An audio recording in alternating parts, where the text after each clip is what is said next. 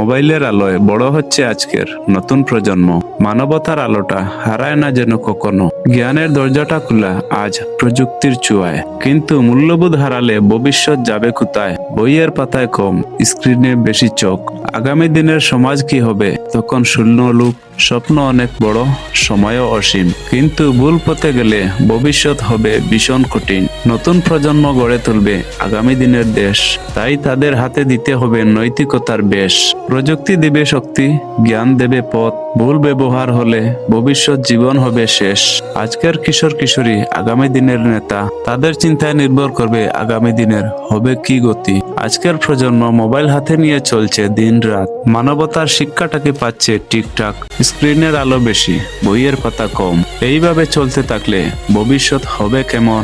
জ্ঞান আছে ইন্টারনেটে, সুযোগও আছে হাজারে হাজার। ভুল পথে গেলে কিন্তু জীবন হবে বেকার। প্রযুক্তি যদি হয় সঠিক পথে ব্যবহার, আগামী প্রজন্মই হবে বিশ্বর মধ্যে শ্রেষ্ঠ।